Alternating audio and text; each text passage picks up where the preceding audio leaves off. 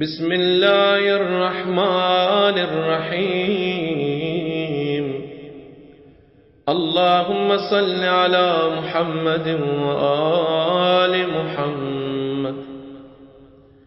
احتجبت بنور وجه الله القديم الكامل، وتحصنت بحصن الله القوي الشامل، ورميت من بغى علي بسهم الله وسيفه القاتل. اللهم يا غالبا على أمره، ويا قائما فوق خلقه، ويا حائلا بين المرء وقلبه، حل بيني وبين الشيطان ونزغه، وبين ما لا طاقة لي به من أحد من عبادك. كف عني ألسنتهم، واغلل أيديهم وأرجلهم، واجعل بيني وبينهم سدا من نور عظمتك، وحجابا من قوتك، وجندا من سلطانك، فإنك حي قادر. اللهم اغش عني أبصار الناظرين حتى أرد الموارد، واغش عني أبصار النور وأبصار الظلمة، وأبصار المريدين لي السوء، حتى لا أبالي من أبصارهم. يكاد سنا برقه يذهب بالأبصار، يقلب الله الليل والنهار، إن في ذلك لعبرة لأولي الأبصار. بسم الله الرحمن الرحيم. كافها يا عين صاد، كفايتنا وهو حسبي. بسم الله الرحمن الرحيم.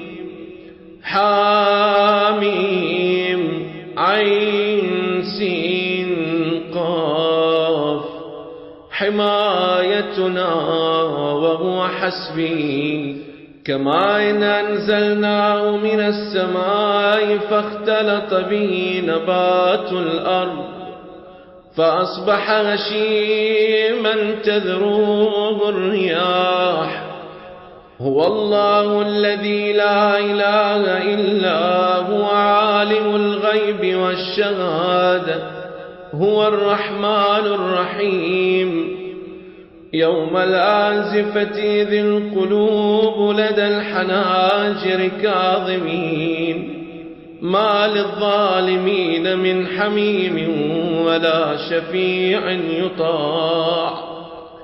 علمت نفس ما أحضرت، فلا أقسم بالخنس، الجوار الكنس، والليل إذا عسعس، والصبح إذا تنفس. صاد والقرآن ذي الذكر، بل الذين كفروا في عزة وشقاق. شاغت الوجوه، شاغت الوجوه، شاغت الوجوه، كلت الألسن وعميت الأبصار.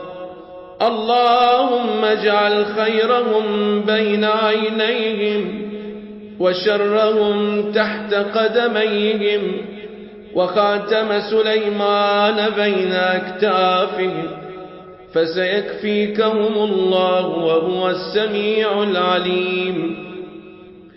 صبغة الله ومن أحسن من الله صبغة كافها يا عين صاد اكفنا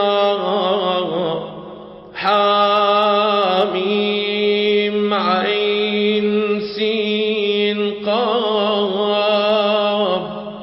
احمنا سبحان القادر القاهر الكافي وجعلنا من بين أيديهم سدا ومن خلفهم سدا فأغشيناهم فهم لا يبصرون صم بكم عمي فهم لا يعقلون أولئك الذين طبع الله على قلوبهم وعلى سمعهم وأبصارهم وأولئك هم الغافلون تحصنت بذي الملك والملكوت واعتصمت بذي العز والعظمة والجبروت وتوكلت على الحي الذي لا يموت دخلت في حرز الله وفي حفظ الله وفي أمان الله من شر البرية أجمعين كافها يا عين صاد حاميم عين سين قاف ولا حول ولا قوة إلا بالله العلي العظيم وصلى الله على محمد وآله الطاهرين برحمتك يا أرحم الراحمين.